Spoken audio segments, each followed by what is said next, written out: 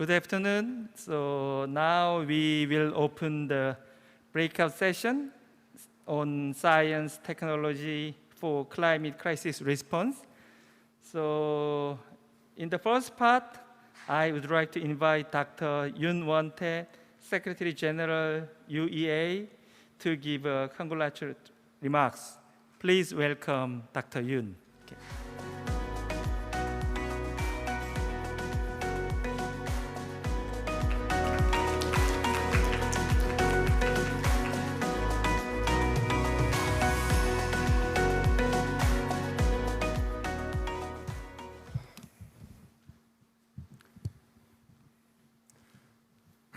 안녕하십니까. 저는 Good afternoon. My name is Yoon Won-tae. I'm Secretary General of UEA. I would like to thank you for coming to the session on science and technology for climate crisis response. I would like to thank Dr. Kim Kyung-ung from GIST IERI for chairing this session, and also I would like to thank Professor Kim Hyun from University of Minnesota, and also Dr. Kim Changhan from Green Energy Institute, and also Professor Yoon Jin-ho from GIST. Thank you. Also, because of the pandemic, we have Hagmao, Lua Lido, and also Clara Landerino participating online. So thank you.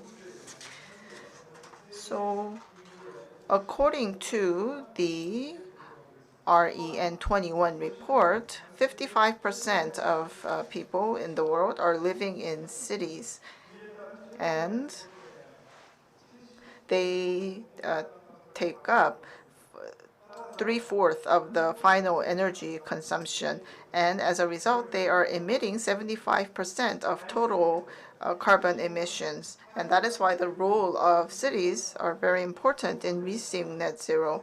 It is quite fortunate that since the Paris Agreement, 120 nations have declared carbon neutrality, and more nations are discussing carbon neutrality goals for 2050. And in coming up with specific implementation plans and roadmaps to meet that goal, it is very important to have objective data in order to finalize our numbers, and our goals and plans have to be based on science.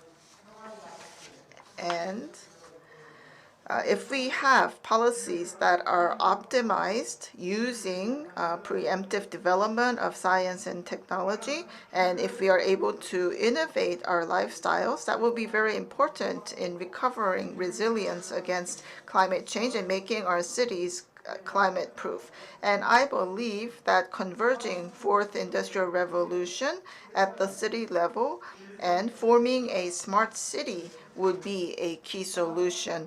And this is made up of three things. First is the energy reliance through energy transition, having smart transport, and having a emergency response system against crisis, climate crisis, that is. And by having a smart city, we will be able to protect humans from natural disasters, and we will be able to guarantee sustainability. By forming Smart City Zero, we can achieve net zero, and by doing that, we can become self-reliant in terms of energy and build resilient cities. And we must do our duty to our future generations. And through this forum, I believe that we will be sharing very important scientific technology and policies with other cities. And I believe that this will be a very meaningful session where we talk about cooperating with other cities and talk about the role of cities. So I congratulate you on holding this session, and I hope that it will be a very fruitful session. Thank you.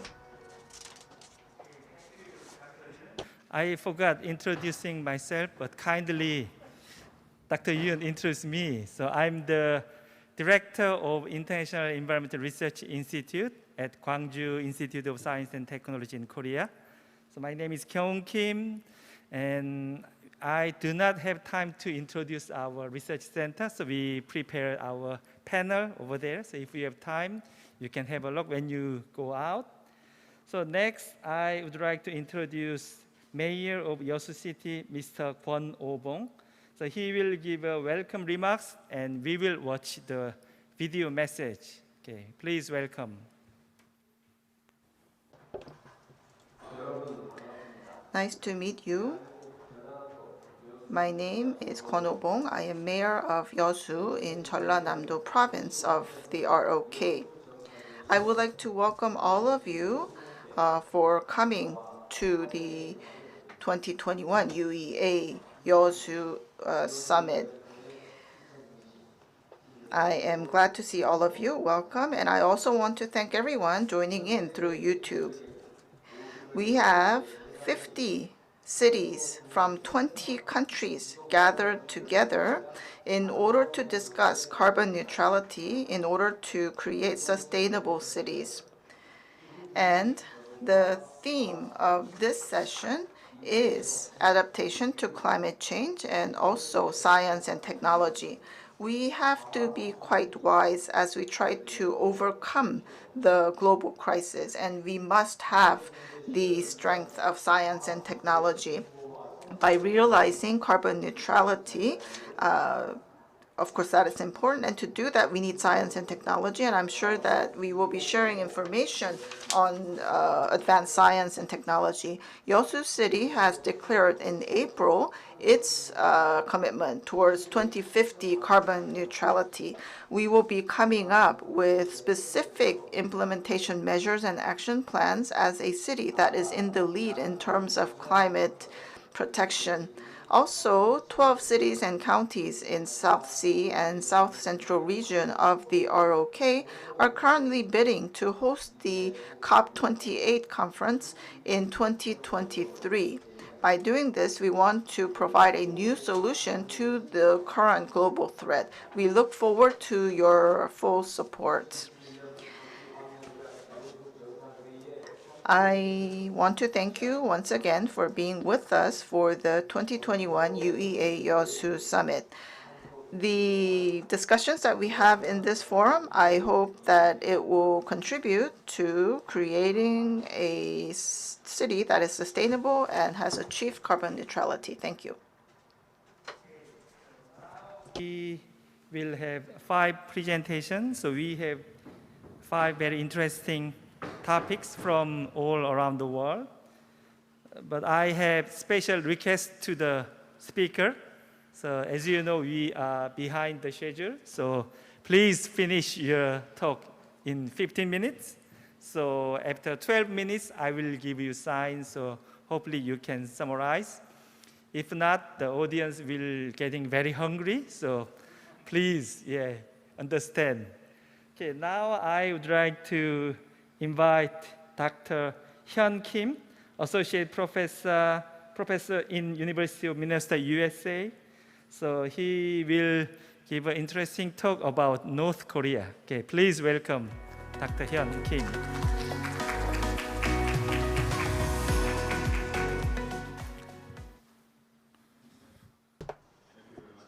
Introducing me. My name is Changhan Kim from University of Minnesota, United States. So I'm from public health, and health impact from climate change is one of the important area, but it has been ignored for a long time. So today, instead of introducing some science and technologies on climate change, I would like to share in public health what kind of needs we have from science and technologies. So first of all, I want to start my presentation by introducing this statement, the defining issue for public health during this century. This is from a former WHO Director General, Dr. Chen. This means climate change is not a part of public health issue. Climate change can be entire problem of public health, means it can impact our life and any kinds of human health issues. So let me start with some basic science. Although you are familiar with what the climate change is and how that occurs. It is very simple. Basically, climate change is increase of temperature. As you see in the graph, compared to pre-industrial era, it has been increased 1 degree Celsius. With this 1 degree Celsius, you can still feel how climate change can impact our life. Extreme heat every year, longer warm days, and increased storms, floodings. With this 1 degree Celsius, we feel that. But we talk about 2 degrees increase, 3 degree increase, and 4 degrees increase. So our goal is really stop this increasing temperature to 1.5 by 2040. So increasing temperature itself can be a big health hazard, like people die from the heat wave. But it's not that. That's not the story. That's not the end of the story. It also affects other chain reactions, including this Arctic ice melting.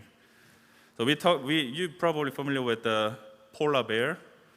In the North, polar bear, they lose their land because the ice melt and they cannot find the food, so they kill their babies. And so that's not just a TV show. This is a big problem.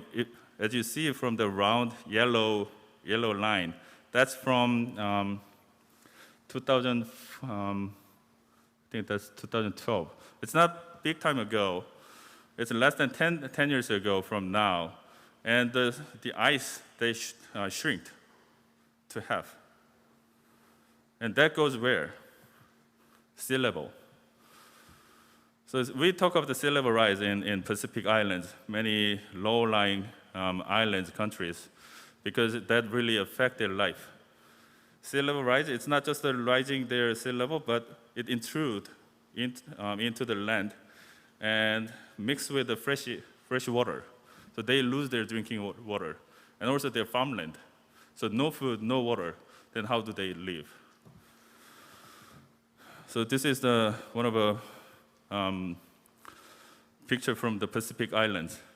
In 2030s, that much they lose their land. In 2050.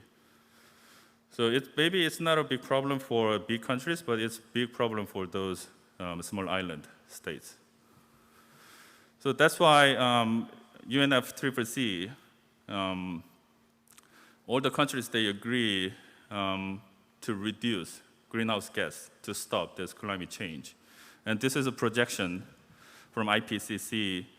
If we stop using fossil fuel right now, no more greenhouse gas from now, then we can expect 1.5 degrees Celsius increase in 2040. Whatever we stop now, still increase. If we don't do anything, then that's the red line on the top. That's the one, 4 degrees Celsius increase. Maybe we will die, everybody, with the 4 degree. You see the 1 degree still affect our life. So this is a snapshot of how those climate change impact our life. For example, over 35 million people, they were affected by floods, and over 2 million people, they were displaced because of extreme climate events. They lose their job and move to somewhere. And over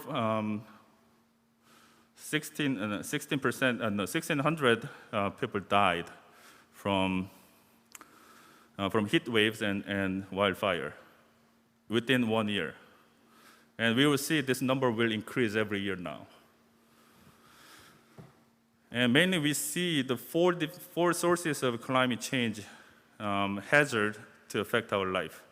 One is the increasing temperature directly affect our health, and extreme weather events, storms, flood, and wildfire, and air quality impacts. Air quality itself is a greenhouse gas, so that's the source of climate change. However, with the increased temperature, that also condense air pollution, that produce more air pollution. So it's like a loop. And then vector-borne disease. we see more malaria, more dengue. And not just the vector-borne disease, but also foodborne disease and waterborne disease every year. So with these 4 main sources of climate change, we see all kinds of health problems. And not just the health issue, also climate change increased people to move because they couldn't find the drinking water anymore. They couldn't eat their local food anymore, so they have to leave. For example, one of the Pacific island, Tuvalu, we actually visited there for our own research for climate change. And they lose their food and water, so a lot of people already moved to New Zealand. So that's another indirect impact of climate change, migration. For example, like forced displacement. They were forced to move somewhere. Or planned resettlement. So for the long term, they would try to move somewhere safe. Or migration, just move around, no settlement. So this is the numbers from 1 year stat. For example, 272 million people, they migrate in the world in a year. It's a huge population. And 2/3 of those international migrants, they move to within G20. So luckily, I don't know if it's luck, but Korea doesn't have a neighboring country, so we don't really see refugees or migrants unless they come over the sea by flight or ship. But think about North Korea. If there's huge natural disasters from climate change and produce many refugees, and they will probably go to China or South Korea. And we should be prepared for that. So now I want to introduce about North Korea and their climate change impact. This is not one city, but actually we see many similar countries have similar problems. So by introducing North Korea, I think we can learn from North Korea and use for other countries. North Korea has the same problem as South Korea, a lot of air pollution. And more pollution actually because they use low quality coal or many fossil fuels, just wood or anything can easily burn. This is from Pyongyang. And if you see here, this is the satellite image. South Korea has many greens, means many wood. But North Korea almost brown. They use the wood for their fuel. So almost nothing left there. So then what's the problem with this? Without wood, they can be very vulnerable to climate-induced weather, extreme weather events like flood and drought. And this is the temperature over time from 2017, 2018, and 2019. Their temperature increased much more than South Korea because the country doesn't have a capacity to cool down the temperature by removing all the woods. So we know climate change is not a local problem.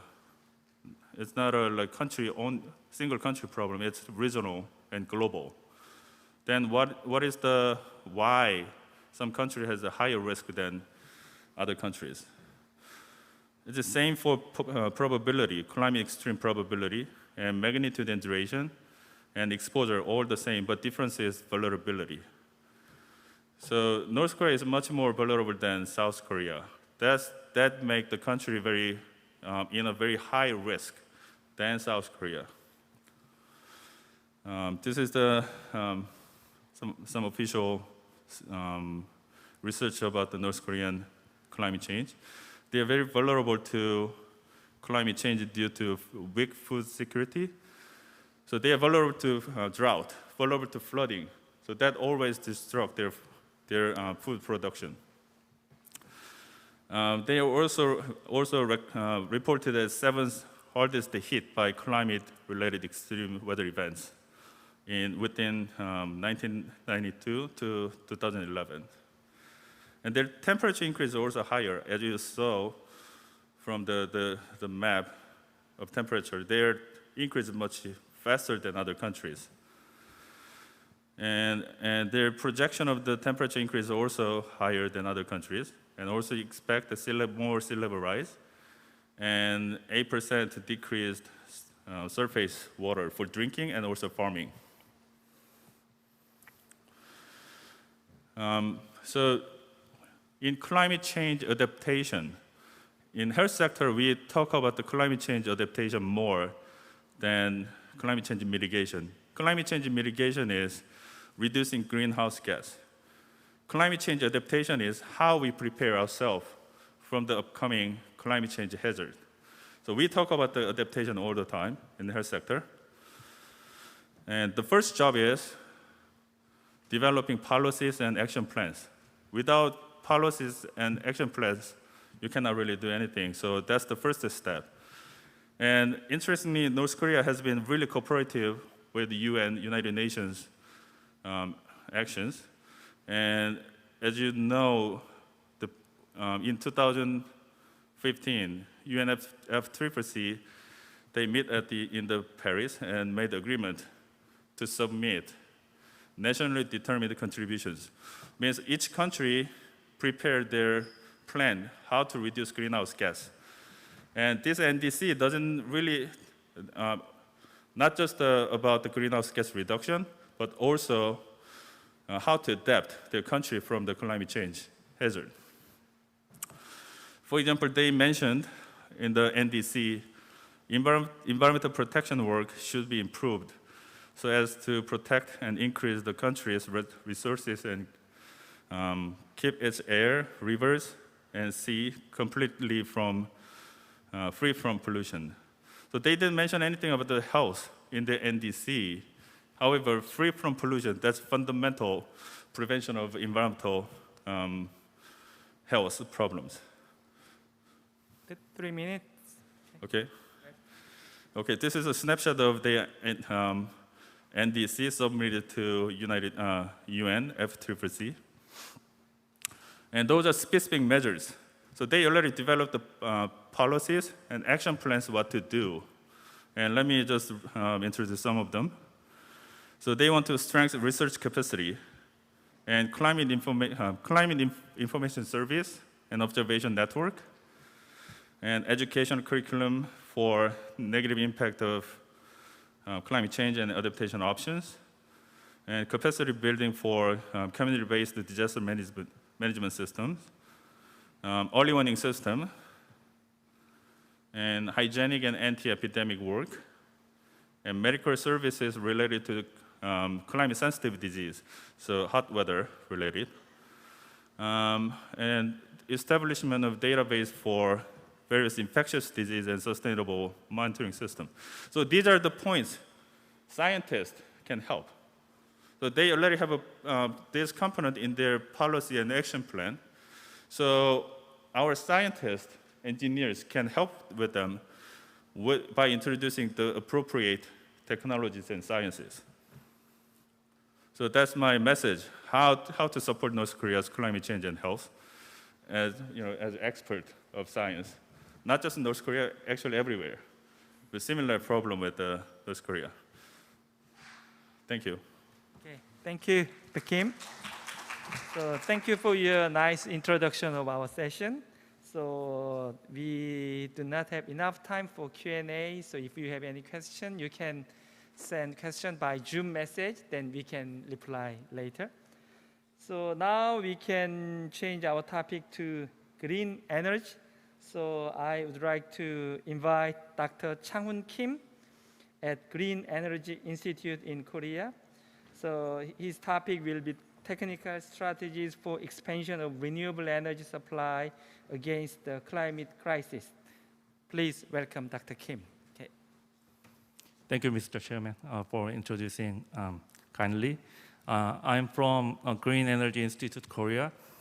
My name is Changhan Kim, and It is very great honor to be here to talk about my research items, which are those are. I'm going to show you two strategies for expansion of renewable energy supply for our nations.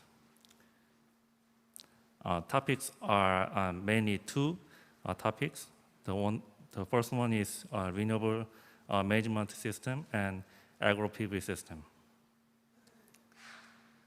I'm not the specialist for the carbon neutrality, but I looked up many sources from the Google. I found that most of the leading countries made their agreement to carbon neutrality problem until year of 2050. That is very challenging goal, I know, because most of the countries have many problems to make carbon situations, but especially in China, they have so many secondary industries. So until 2060, I think that's still the challenging goal, but this is very nice to make an appointment to together globally. So in South Korea, we have turning point for the renewables. I see that the paradigms. The first thing is electricity supply basic plan. We made a plan to cover the renewable energy by 20% of our country until 2030. So we so-called renewable energy 3020. And we are developing many relative policies as well. Let's look up a little specifically. The PV covered, and PV covered like over 30% until year of 2017. But we made an aim to increase our portion of the renewables like PV and wind until 2030 over 48.7 gigawatts. So that makes over 60%, 80% of the energy will be powered by PV and wind. We can see the left and below picture. There is a large scale of the PV will be, most of the PV plants will be covered by renewables, but it is very important to make an agreement for the people. So I chose two topics. The first thing is resident acceptance. This is a key factor to expansion of renewables in South Korea because we have very limited land scale. Even we have so many population, over 50 million, in such a small country. And as the renewable increasement, we need, there is an intermittent renewables. It is, in other words, it is very fluctuation of the renewable power because we cannot expect the exact power from the renewables because it is dependent on the weather like that. So we need a renewable management system for now on. So that those make the sustainable energy in Korea. So let's look up the RMS, which is renewable management system first. We in the International Energy Agency made 4 phases. The second phase is if the renewable sources is covered until the 15%, we call the second phase. that phase we need a monitoring system. But after the renewable energy covers 20%, we need a controlling system because because the power grid system will be fluctuated by the renewables. So our South Korea is, like I see, South Korea is in the third phase because we need the RMS system. The first, there are three issues related to the power grid stability. The first issue is uncertainty of the variable renewable energies. So we need the local RMS power forecasting technology. And second issue is grid capacity surge. And third issue is we need monitoring and forecasting needed. The forecasting technology is very hard to make the goal because we cannot expect the exact weathering forecast because the PV power is dependent on the weather. So we need more specific monitoring technologies. So this picture is detailed RMS system. The left side, there is a PV or wind, like we call the VRE, variable research renewable energy. We put the controlling terminal unit to the site, the plant site. Then we can generate the exact situation of the power plant, and also we can order to reduce or cut off the power generation for the safety of the grid system. So our institution is working on the investigate the real situation of the PV plant or wind plant to that they need the RTU for the controlling or not. So we have investigated many power plants in Jeollanam-do province, which has many PV plants in our country. Let's step up to the next theme. This is an agro-photovoltaic system. In Korea, we have limited land scale. So actually, there is except the urban cities, most of the land is farmland. But actually, we don't have enough land to build a PV system. So we have to think about the bifunctional system, like agriculture plus photovoltaic plant, so-called agro-photovoltaic. Because farmers are getting older and older, and the income and the salary is decreasing every year because of climate change. So we need a new strategy to grow the yield of the fruit or rices like crops make a shading by the PV module, and also we can earn more income for the farmers.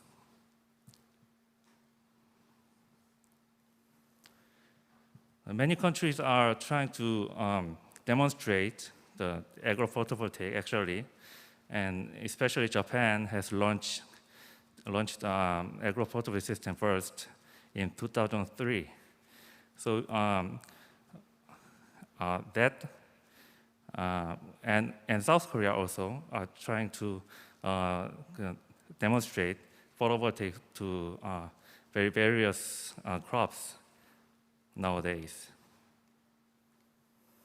So this is a basic system for the agro-photovoltaic system. Below, we are trying to try many crops because if the crop is shaded by the photovoltaic module, we can imagine the yield of the crops will be decreased dramatically, but the truth is not, because crop has every single crop have saturation point of the sunlight, because even the crops is shaded by the sun, but yield is not decreased dramatically. So we computer simulate for the build structure of, by the type of the module and distance of the module and also the structure. 3 minutes. Okay. Okay, thank you. And there are some kind of many types of agro-photovoltaic PV system we are trying.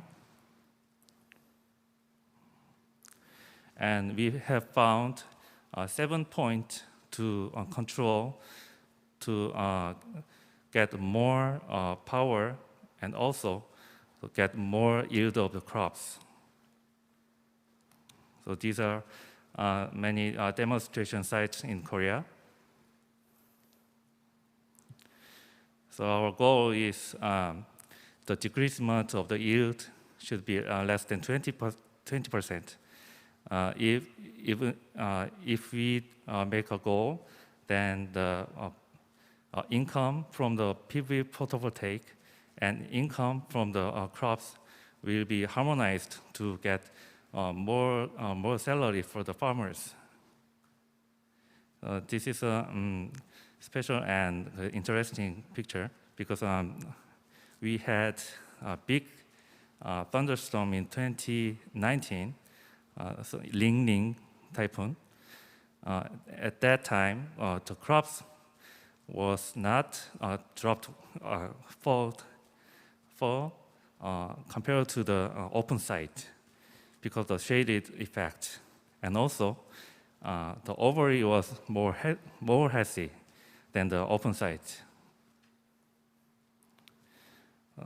So this is my conclusion. So as Dr. Kim, Professor Kim said, the average temperature, average temperature 1.5 degrees Celsius was rising average, but in Korea, I saw the 1.8 degrees Celsius. So carbon neutral is essential for all nations, even in South Korea. So to expand renewables, people's acceptance is very important. So I think that we need strategies like agro-PV system and renewables management system like that. So this is my end of talk. Thank you very much. Okay, thank you, Dr. Changhan Kim. So we can understand the overview of green energy issue in Korea, including our province. Thank you very much. Thank you. Okay, so now our next speaker is from Cambodia. So I hope that our Zoom connection will work well. So Dr. Hagmao is the Director of Department of Science, Ministry of Environment in Cambodia. Actually, he is the government official who is in charge of climate issue in Cambodia, and we have longer collaboration about citizen project.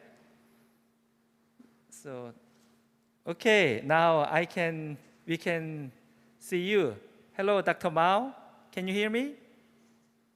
Yes, I hear you, Professor. Okay, thank you. So are you ready to give a talk? Yeah. Okay, please go ahead. Okay, thank you very much, Professor, for introducing me to the events. And first, I would like to express my sincere thanks to Gwangju Institute of Science and Technology for inviting me to join 2001 Urban Environmental Accord YEOSU Summit. I'm going to share you the experience of climate change resilient development and adaptation in Cambodia. This is what I'm going to share you. I will share you briefly Cambodia climate change context, policy strategy response to climate change in Cambodia, and I also give the example of a citizen technical assistance support project. First, let me share you information of climate change context in Cambodia. Cambodia is the most high vulnerable country to impact of the climate change. Especially we impact by flood, irregular rainfall, and coupled with agriculture-based economy, limited human and financial resources, insufficient physical infrastructures, and limited access to technologies. In order to respond to climate change, Cambodia is committed to combating climate change through joining international communities, events, and also other related activities. First, the country became a member of United Nations Framework Convention on Climate Change. We signed this in 1995 and became the members afterwards. And I will give some chronology of our activity with international community and even the activity in the country related to climate change. Cambodia has made substantial efforts to address climate change. And of course, we have adopted clear objective for the fight against climate change. And of course, the countries identify adaptation is one of our priority. Even of course, right now we try to balance between adaptation and mitigation. However, the countries, remain prioritized adaptation. On this, the country developed NAPA. This is one of the important documents of the country in 2006. As right now, NAPA still validated, and of course, only 2 projects that have been implemented, for NAPA follow-up. And of course, the country still need more resources in order to implement those proposed activities. I would like to inform that under our NAPA, we propose 39 activities. Besides that, the country developed National Financing Framework 2017, and then the country also developed national adaptation process, and then a national adaptation communication strategies. This is the important document in order to support the country to implement climate change adaptation activities.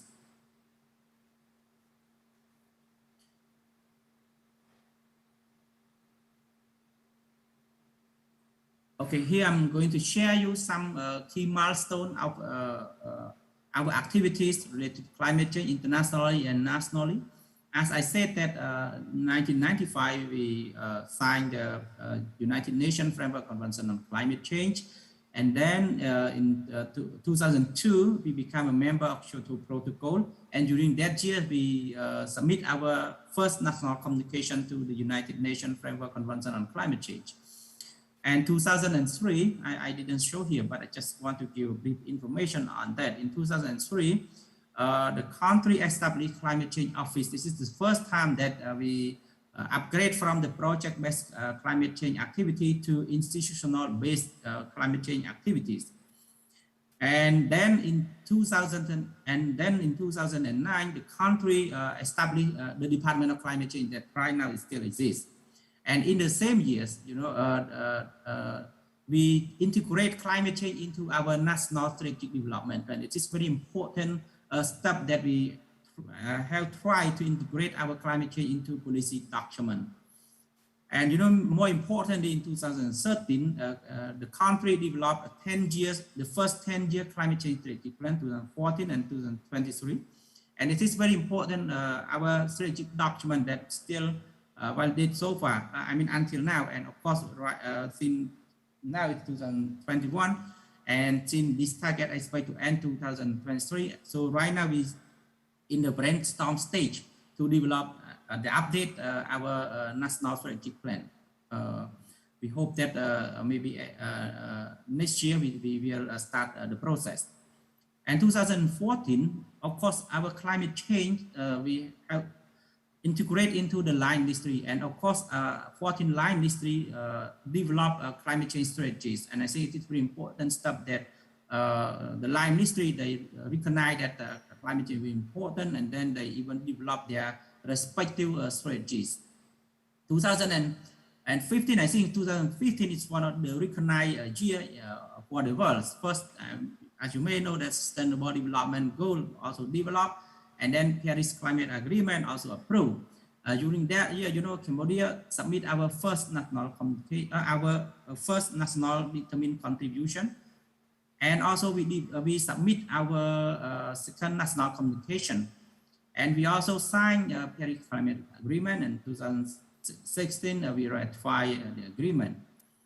And you know, more important that in 2017, the country tried to integrate climate change into sub-national development planning process. I think it is very important for the country that climate change not only consider at the national level, but also integrate to sub-national level. And beside that, you know, we also integrate climate change into budget planning at a sub-national level. I think it is very important stuff for our countries.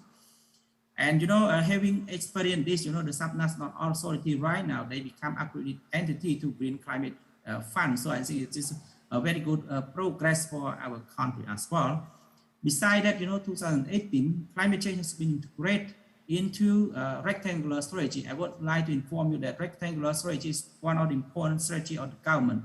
After the national election, after the government formed, of course, the strategy is formulated. And so far, and during that time, you know, during the rectangular strategy 4, climate change has been integrated, especially in the pillar 4, called sustainable and inclusive development. So I think it makes our climate change activity more stronger, since it is included both under the government strategy and also under our national development plan. 2019, of course, 5 indicators on climate change sustainable development Sustainable Development Goal number 13 was aligned with our indicator of National Strategic Development Plan. And of course, during we also developing our draft environmental and natural resource code. And right now it's still under the process. And this code, you know, play very important for our country, and you know, to encourage and promote the sustainability of the natural resource management, and also environmental management in the country. And 2020, of course, the country submit the first biennial update report, and also we submit our updated nationally determined contribution to the UNFCCC. And right now we're still under the process of preparing our third national communication. And also now the country preparing a long-term strategy for carbon neutrality, and we expect to finish and submit this strategy to the UNFCCC during the COP26 that's going to happen the next 2 months. Yeah, here I just would like to raise an example of our activity with the citizen. I would say that we have a lot of climate change adaptation project implemented in Cambodia. And I would say that we are luckily that we get support from our development partners and donor country to implement climate change related projects. And of course, I would say that we really advance in terms of implementation of this climate change. And as I said, you know, we integrate into a subnational level, and so far we become a accredited entity under the subnational authorities, and we try to mobilize resources from different partners and donors. And also we try to integrate climate change into our respective ministry strategy and plan. The reason that we want to do this because we want to ensure the sustainability of the country, meaning that even we finish, we don't have the support from the donor, but of course the climate change activity exists in the country. This is what we have tried to do right now for our country. And the TS support project from citizen. This project implemented by International Environmental Research Institute, and of course we have a very good operation, and Gwangju Institute of Science and Technology. This project, of course, in cooperation with the Department of Climate Change of the General Secretariat of the National Council for Sustainable Development, Ministry of Environment. The name of the project we call the application of the gravity-driven membrane and technology for supplying sustainable drinking water to the rural community in Cambodia. And this project is expected for 1 year and of course cost around 102,000 US dollar. And of course, this is we expect to apply 3 community scale GDM module for 450 people and 300 household GDM module for around 150 people. I would say that even it is a TA project, but the impact we expect very huge to our country, especially our country want to introduce the technology. Right now what we are doing right now, not only want to make the people access to water, but we also want to make the people access to clean water. So this project is really going in line with the government strategy, policy, and action in place. And of course, I also try to discuss with our partner that, okay, we need to consider the continuation of this project after this project end. And yes, of course, I think that maybe the opportunity will help in the future. Here, I want to share the objective of the project is to provide sustainable and safe drinking water to climate change vulnerable community in the rural Cambodia by using gravity-driven membrane water treatment system. I would say this is quite new for me personally, but of course, some of our colleagues also know this technology. But when we apply this technology, we feel that it's very important for our country context. The outcome of this project, we expect that the capacity enhancement of rural Cambodians to reduce safe drinking water scarcities associated human health effects caused by climate change. I think it's very important that we want to promote the human health. I think human health is very important. If our health is not good, yeah, we will have a problem. We don't have time to thinking about development. Promote and improve adaptive capacity of communities, especially through community-based adaptation. I think this is very important and also go in line with our policy and strategies. Community-based adaptation is very important in our country context, and also recently we also try to mobilize resources to implement this community-based adaptation in our countries. Expect impact of the project, it expect reduce risk of drinking water scarcity in the rural Cambodia caused by climate change and frequent drought condition. Yeah, we hope that the project can provide the impact to our local community. Even it's a small project, but I think we can scale up. And also we will try to mobilize other resources in order to implement a similar project in the country. And I just want to show brief pictures of the location of the project. And yeah, we expect to implement in one of the provinces in Cambodia. And yes, of course, the team has already visited the location twice, and we hope that this is very fit with the country situation, especially the proposed location is really important, and of course, it really go in line with the activities of Ministry of Rural Development as well. So I would say that this project is very good for our country. So I would like to end my presentation and thank you very much for your kind attention. Okay, thank you, Dr. Hagmao. Okay, thank you. So we are collecting the question from the audience. So when we have all the questions, we will deliver this question to you to get your response. And here I have one announcement for speaker and audience. After we finish this session, we will take a group photo. So please stay connecting until we take a photo together. Okay. Okay. Now we have a next speaker, Professor Yoon Jin-ho at Gwangju Institute of Science and Technology. So his topic will be the increasing fire weather danger on the global warming. Hello, Professor Yoon.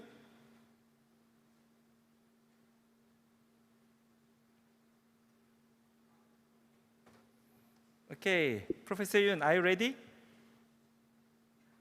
Can you hear me?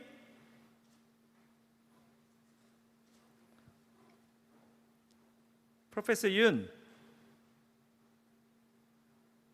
Hello?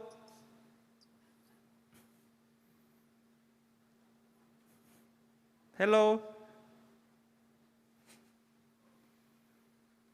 여보세요? 그 발표 끝나고 지금 목소리가 안 들렸어요. Hello? Okay. Thank you, everyone. Well, first of all, I hope that you understand that even though I'm still in Gwangju, but I have to do this remotely. Thank you for your understanding. I'm going to give you some more like a scientific and technological stuff that we are doing as a climate science. I choose the topic that I'm also involved in much under some projects. That is that how the fire, or what we call fire weathers, that can be increased due to global warming. And I believe that many of you heard that like this year, we have California fires, which is one of the biggest ever.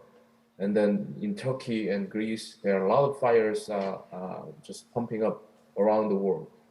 And you know, when we talk about the fire, there are some issues that whether this is really due to a climate change or global warming, or there's can be associated with some a few people, someone's they just mishap like a light match and something like that.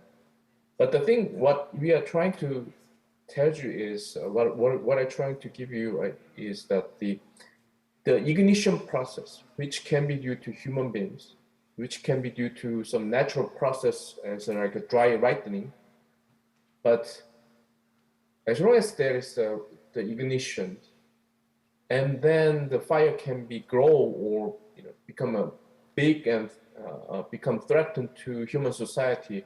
That means the fire has to be really grow a lot. And what we are trying to understand is under what conditions these can grow. And if you think about that, just without that much of the climate knowledge or the fire in general or the ecosystem, the thing is the trees has to be dry enough, and then and temperature has to be warm enough. There should be not much of the precipitation. These conditions, as long as these conditions can be set, and we have ignitions, then that fire can go bigger and bigger, and so on like that. So this happens in early in February, which is usually we don't have fires in Korea, but this fire in Andong, city of Andong, that burns about 3 days, and it actually come down very close to the human population lives. But this is, compared to those fires in California or Turkey, this is, pretty small in terms of the intensity or the spatial scale. But still, the key is that it happens when usually it didn't happen in the past. And it happens that it grows bigger, and then it comes down to where the population lives. So we are trying to understand how much that this can be attributed, or this can be related or caused by the increasing temperatures. This is another example. Usually in Korea, fires usually happen along the East Coast region. And this is very due to a geographical region that the winds blowing this way, then there's the wind blow down through the mountain ridge, and then it can be very dry and hot. That bring to the fires typically. But what I just show you this year's case in February is right here. So usually people didn't worry much about in February, but now we need to think about that the fire season may be getting longer even in Korea, which is usually quite wet countries, or we have a lot of precipitation. But at certain seasons, we do have fires, and then that can be big, and that cause problem. So the questions that we have been asking is, these fires, like those in California, those in Turkey and Greece, is it due to global warming? How much it can be attributed to that?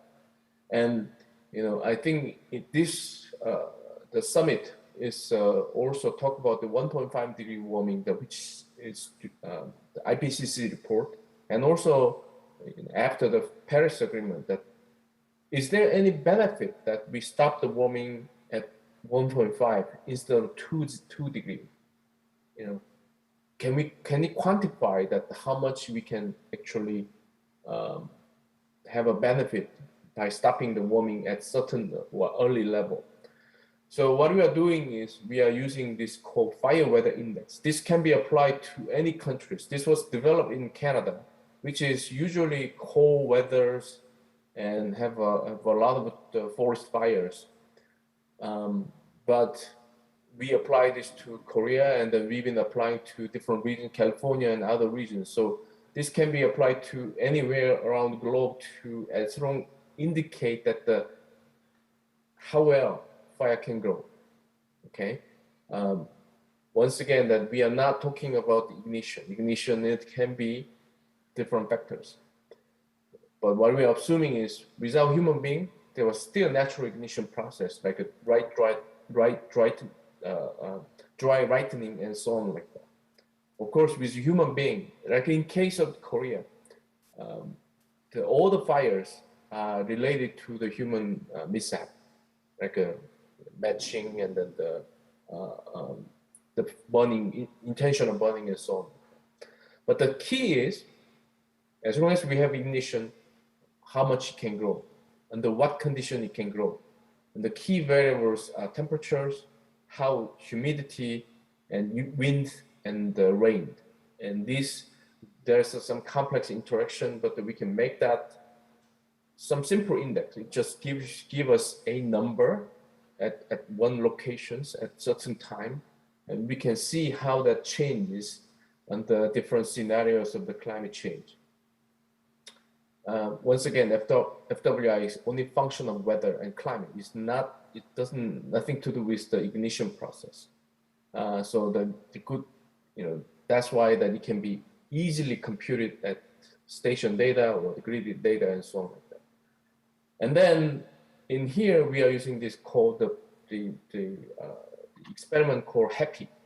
This is a half a degree additional warming prognosis and projected impact project. So what we are trying to understand is the difference between 1.5 and 2 degree. If we stop the warming at 1.5, how much benefit we can get, and so on like that. The HAPPY is also providing a really many ensemble, meaning that just many realizations. So the reason that the climate scientists are sticking with this large number is we have more samples, then we have a high confidence in our result that this can go one way or the other. And this is why that we are using this type of experiments, but the purpose is we are trying to look at the impact due to the warming. So we call this as impact driver. So for example, like a landslide is not just happening due to the soil is loose and so on. They're very highly likely that there has to have a heavy rain that comes down to the landslide. But in case of the fire, it has to have the dry, it has the drought, not just only short period, the long period, and then the wood has to be dried up quite a bit so that fire can go easily and so on like that. So to look at these impact drivers, that the large number of realization is quite useful. And this is still talking about two different approaches. Typically, what we are doing is the top panel. When you say that when you are talking about IPCC report, that's the top report, the top portion.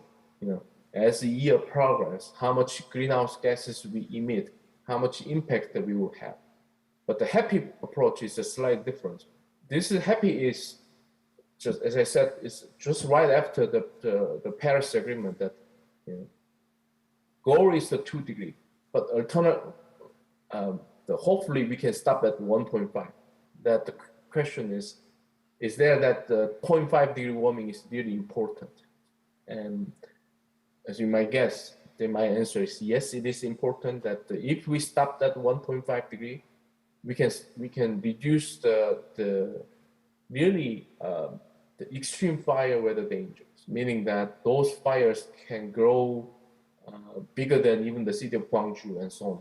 So this is a graph is quite busy, but I can show you that the top figure, that this one is that we compare with the current days, well, without warming scenario, and then if there's a 1.5 warming scenario.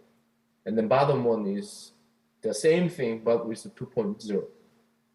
What we see right away is that, oh yeah, the color becomes a more reddish colors, meaning that comparing just this extreme fire weather dangers, that the 1.5 degree and 2 degree is, there's a clear differences.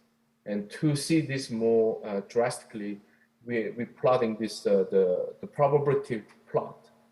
But as you can see that the history and the 1.5 and 2.0 degree, this is not like a linear increasing.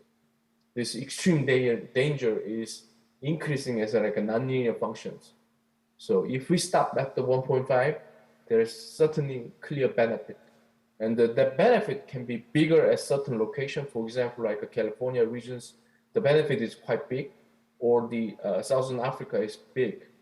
But in terms of Australia, it doesn't show up that much, at least in this exercise. And then this figure is showing you even more drastic differences. We are picking up, for example, like these boxes, we are picking up the biggest fire season. So for example, in Asia, it's usually in winter time, like in Korea, but in the tropical countries, it's usually in the fall, September to November. If we look at this, the difference is much clearer that when we have a big fire seasons, we can at least mitigate some risk of getting huge fires. And then it's more like the next question you might have is something like this. Well, I see that the fire weather danger has been increasing due to the warming, and then there might be the benefit really due to stop the warming at certain degree. But then those differences are really due to just the increasing temperature, or there's some random phenomena of the weather and so on like that. So what we are showing you here is at different locations, which variable, this is the temperature, this is wind, this is a moist variable.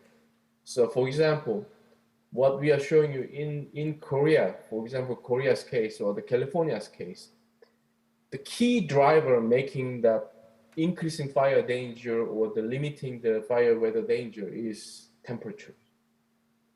But in tropical countries, it's more complicated. It's not the temperatures that drives this fire weather danger. It's more toward the precipitation or the humidity. So there's a very clear difference between the tropical countries and the middle altitude countries, that the driving the fire weather is in middle altitude is easily just temperature. So as long as we can stop the warming at certain level, we have a benefit, and then we see that signal clearly. But in tropical countries, this is more complex, that it's not just only temperature, but the moist variables function as a more important. So this is just a difference between the temperatures at the 1.5, 2 degree, and then 2 degree and the 1.5 degree. You see that 2 degree and the 1.5 degree. In terms of the global warming, this is only half degree. But if you look at the regional differences, it can be a lot bigger than half degree. So once again, what I'm trying to tell you is that the half degree warming seems nothing, because we already have like around one degree warming since the Industrial Revolution. But additional half degree, meaning that we can really reduce some dangers due to the environmental disasters. This is the humidity and rains, but then see in terms of when you come down to like the precipitation or the humidity variable, the biggest change is along the tropical countries. But temperature is overall low and is even higher in the middle latitude regions. In terms of the wind, we didn't see much of the differences. But so the wind changes is we regard it as a kind of minor processes in determining this the fire weather dangers. So here is my conclusion that what we are trying to do is so-called the climatic drivers. How much the climate drive the fire weather dangers. Like this year, we have a lot of fires, big fires, and people have been killed. And then, for example, in California's case, the electricity company PG&E filed the bankruptcy because of to compensate the people who were killed by the fires. So relatively in Korea, this is not like a major issues, but in terms of the other countries, California, and then like Turkey, the Mediterranean countries, the fire weather becoming one of the key issues in the next decades and so on. And then based on our result, there's a very clear benefit. We stop the warming at 1.5 rather than 2 degrees. And we see that these impact drivers, and we can clarify that this is really due to temperatures and so on like that. So that's all I have today. And once again, thank you for your understanding that I present this remotely. And if you have any questions, you can send me email or chat and so on like that. Thank you very much. Okay, thank you, Professor Yoon. So thank you for your interesting talk with the warning from the global warming. So now we can move to the last speaker. The speaker is Clara Landeiro from Asia Pacific Manager. She is Asia Pacific Manager at Climate Technology Center and Network. And Clara will summarize the supporting innovation climate technology for the case in CTC and technical assistance. Clara, can you hear me? Hello? Yes. Yes. So I was trying to unmute myself. You have Yeah, thank you very 15 much. minutes, so I will give you sign when 3 minutes left. Okay? Okay, and please I go can ahead. now start the presentation. I have the controls, correct? Let me check. Oh, sorry. Yes. Yeah, sorry for this mishap. Hi, everyone. Good afternoon. And good morning and good evening for those that cannot join us in presence where you are. Thank you for your introduction. I'm Clara Landeiro, Asia Pacific Regional Manager for the Climate Technology Center and Network. And it's a pleasure to be here with you today, though remotely, unfortunately. But I would really like to congratulate Mayor of YEOSU, Mr. Oh Bong-kon, for hosting this important summit of urban environmental accords in his city. And let me also take the opportunity to acknowledge and thank the government of Korea for their leadership, support, and continued collaboration with the Climate Technology Center and Network, for short CTCN, I'll be referring to as the acronym, to develop and scale up climate technologies, in particular in Southeast Asia, and for their support to the soon to be established CTCN Partnership Office, Liaison Office in Songdo in Korea, which we think will play a major role in research and development of transformational climate technologies. So finally, and before I start the presentation, I would like to thank the organizers, and in particular the Guangzhou Institute of Science and Technology, for their kind of invitation for me to participate in this discussion with you today. GIST has asked me, the organizers have asked me to share some of the work CTCN is undertaking to support innovative climate technologies that foster adaptation, including a program launched less than a year ago and now under implementation, which is the Adaptation Fund Climate Innovation Accelerator, known as APSIA program. Since the APSIA program is fairly recent, with no projects yet under implementation, we thought of sharing with you first some examples from past and ongoing implementation of CTCN technical assistance in the Asia Pacific, focusing on Southeast Asia, to show you the diversity of adaptation initiatives that developing countries in the region are undertaking, leveraging technology to meet their NDC targets and strengthen their climate change responses. In doing so, we would like to zero in on one particular case. Sorry, I didn't put the, yes. So in doing so, we would like to zero in on one particular case, the CTCN technical assistance support to Laos. And then finally also present to you more as an opportunity for you to explore the APSIA program. Before I start, and for those of you that are probably not as familiar with sorry, this is going too fast, with CTCN work and the entity itself, I would like to tell you a bit about us. So the CTCN is the implementation arm of UNFCCC mechanism, technology mechanism, and is hosted by two agencies, the UNEP, the United Nations Environmental Programme, and the United Nations Industrial Development Organization, UNIDO. It has been mandated, CTCN, by COP to promote accelerated development and transfer of climate technologies for energy efficient, low carbon and climate resilient development at the request of developing countries.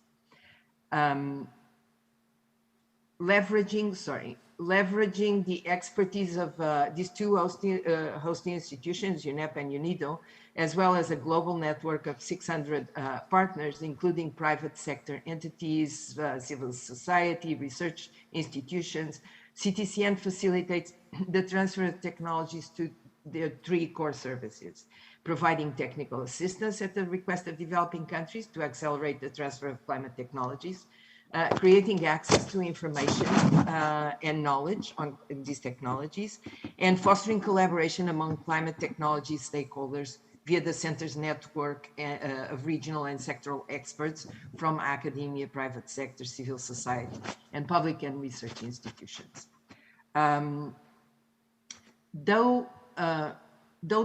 Sorry, maybe I'll stick to the cursors. CTCN has a number of ongoing initiatives to promote collaboration, capacity building, and knowledge sharing and network engagement. Our core technical assistance by far constitutes the largest share of CTCN services. About 70% of our core services are technical assistance related.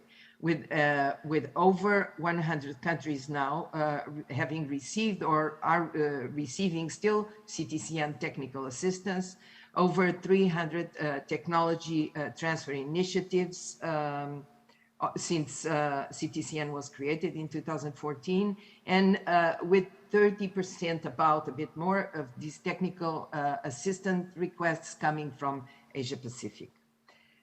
A quick look. A quick look at the technical assistance portfolio gives you an idea of the global demand for technical assistance support. We can see this is a global picture. We can see that the graph on the left, that still mitigation is where most of the technical assistance requests come from, although this picture is changing currently with the almost we got to parity almost this year in terms of the number of technical assistance requests, adaptation versus mitigation. As to the type of requests, we can see that there has been a high demand. This is on the right. We can see there has been the highest demand it's on information monitoring and decision support systems. So building into the knowledge base on climate change adaptation and mitigation is really the highest demand, but also piloting and deployment of technology options and feasibility studies. Those are the highest, where the demand is most clearly the highest. A look at the sectors where, just looking at the adaptation related technical assistance requests per sector, agriculture and water, as well as early warning system and coastal zones are also where demand is more pressing, as far as we can see. Finally, a bit about the process. How do we, what's the modality for CTCA providing developing countries with technical assistance support? As mandated by COP, CTCN delivers technical assistance always at the request of developing countries through their national designated entities, or NDEs. Interested parties and can be of many origins, private sector, NGOs, etc., but also ministries and government entities in developing countries contact their national focal points, their NDE, to request technical assistance. Then, in a second step, the NDE confirms the alignment and endorses or not the request for technical assistance. And then in a later phase, CTCN collaborates both with NDE and the project proponent or the applicant to develop a tailored technology transfer plan, which we call response plan.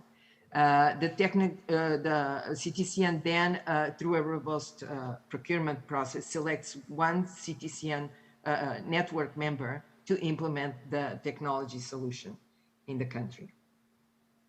This CTCN network, so our network of technology service providers is growing fast. It now counts with 650 network members around the world with a wide range of expertise and experience, both in terms of the range of sectors they cover and the regions, the experience in the regions they cover as well. The majority of our network members comes, about 50% or so, from private sector technology companies, but with a significant number of research and academic institutions. And these are the entities that really provide the support on the ground to help implement the technology solutions. So let me share with you, So after this brief overview, let me share with you some experiences from CTCN support in Asia Pacific region, in particular in Southeast Asia. And this technical assistance is helping to address challenges in different adaptation related sectors. I try to bring here those that most relate to the audience: infrastructure and urban planning sector, early warning and coastal zones, and water management. In the interest of time, maybe I will reduce a bit the number and you'll stay with the slides for your perusal. And also these are links to our website where you find really more detailed information about the project, their deliverable, and the impacts they're having. Both TAs, both technical assistants on this slide highlight the work of Sri Lanka and Indonesia, but they show two slight different modalities of CTCN technical assistance. The development of Kurunegala as a smart city is a project, a CTCN technical assistance project, fairly recent, 2020 and 2021. It has been implemented with Korea pro bono support through ECO Network, a network member. In Indonesia, earlier, one of the earliest CTCN technical assistance on hydrodynamic modeling for flood reduction and climate resilient infrastructure development pathways in Jakarta.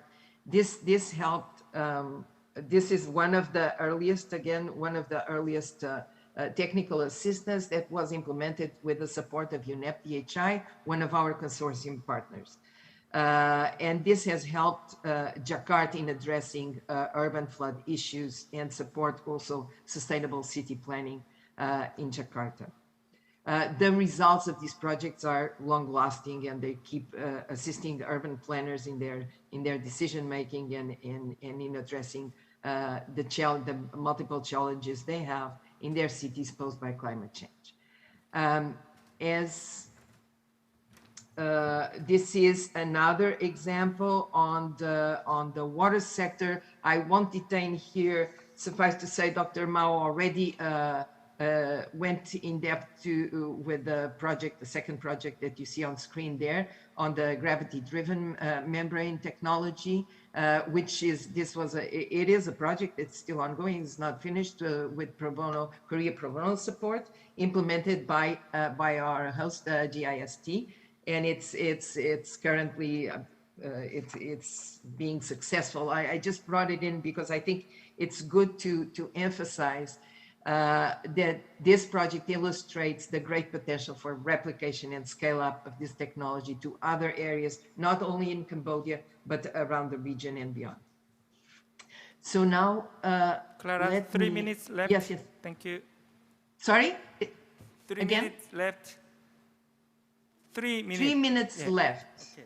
Okay, so let's, I took a little longer than I wanted, but let me just then tell you about the working Laos, and apologizing to Laos for the bad work I'm doing in rushing through a very good example of this TA. So let me just go to the last slide here. Oh, these are passing very slow, or is it just my screen? Okay, this is another project we have in Laos, but I go to the summary of this one and ask the audience if they're interested to really go into our website and find out the details. The work in Laos started with a technical assistance from CTCN on the city climate vulnerability assessment and identification of ecosystem-based adaptation interventions in Laos. And it really delivered climate vulnerability assessments for 6 cities, identified technical options for ecosystem-based adaptation interventions, and resulted also in a draft GCF funding proposal.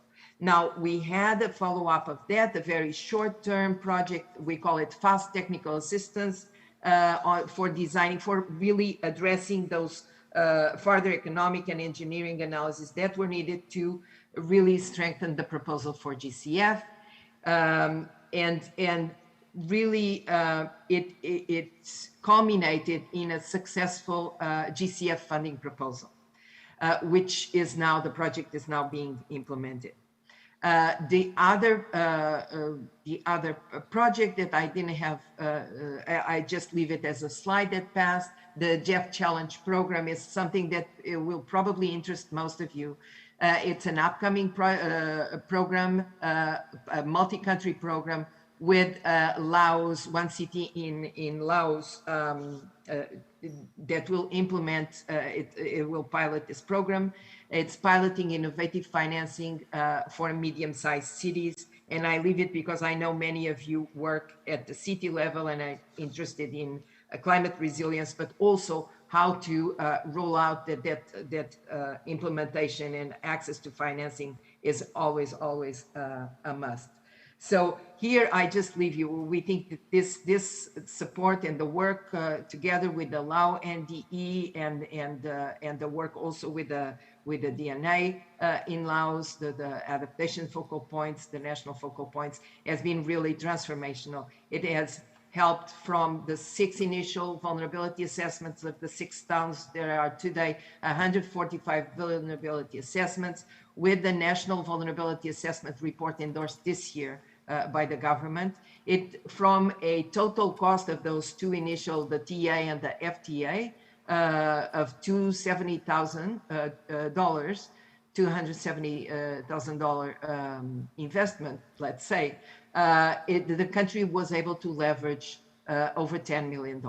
the US dollars through the GCF. And I'm sure it will serve. And this is all because they invested in strengthening the knowledge base. And so that has enabled Laos now to get very strong proposals that can be financed by financing mechanisms. Just last but not least, just to flag you an opportunity, which is the Adaptation Fund Climate Innovation Accelerator. This is a program that was launched last year, end of last year, 5-year, 10 million grant from Adaptation Fund with administered by two agencies, UNEP CTCN and UNDP. They really have two different modalities. 5 million each was the adaptation fund split up for these two agencies. For the UNEP CTCN, it is about providing technical assistance, always with CTCN.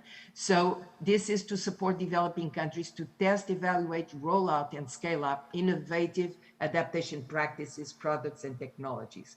With a budget of 5 million from an adaptation fund, plus 1 million co-financing by CTCN sources, we expect to implement 25 technical assistance projects up to $250,000 US dollars each per project. So there is here the link to access. There is a lot of resources online, but just to give you a really quick look on who can apply is developing countries. Only those without national implementing entities, only those that do not have entities that can direct access adaptation funds. And priority is given to LDCs and SIDS. Applicants can come from, can be many entities, both government, non-government, young innovators. So we kind of challenge you to look into this as an opportunity to really invest and get the work rolling in your cities, in your geographies. Applications need to be, and we really do recommend that you start early to work with the national focal points. Both these proposals need endorsement both by Adaptation Fund designated authority as well as the CTCN national designated entity, so that they can ensure alignment with national climate adaptation priorities. But it is an opportunity, I think, not to be missed. Right now, there has been already 2 calls this year, and we had after screening, we have 189 applications, almost 200 applications so far, with over half of them from LDC and SIDS. In the region, there's very number, as you see the size, the total size for the 5-year program is 25 technical assistance. Right now, we have only in each round, we select very few in the region, and this is a global program. In the region, Maldives, Nepal, and Vietnam are at different stages of processing. Nothing has been implemented yet. We're still on the procurement stage, different stages of development, but we expect and we ask for those interested that you check it out and that you apply.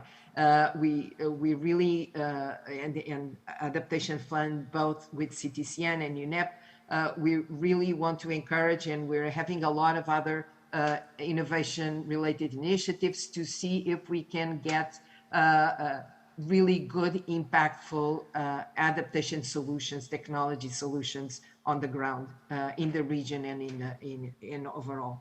So we can see that still from the applications received, the major adaptation sectors are agriculture, rural development, food security, and water. So the food and water nexus is very much present there still on the technology requests that we received in these applications, 2 rounds of applications for APSID. But in conclusion, really, is we can see that there is still a large appetite and need for adaptation-related technical support in developing countries. And that we also see by working with the countries in developing these proposals that we see that there's still a lot of support needed from developing countries in identifying and articulating their adaptation technology demands. And this is particularly true for LDCs and SIDS. So finally, just to leave you a challenge to explore opportunities and contact us, please feel free to contact us. You can access directly the APSIA through this link, and in the website you will find many publications, many tools, over 17,000 publications on technologies, on case studies, etc., that we encourage you, and including those that are about the projects that I've selected to highlight in this presentation. So I hope I didn't exceed the time, and thank you very much. Back to you. Okay, thank you, Clara. So thank you for your interesting talk. So now we will close the session, but before we close the session, we would like to have a group photo together. So please stay connecting. Then our speakers and audience, please come to the stage. Then we will take a group photo. Then we can go home. Okay.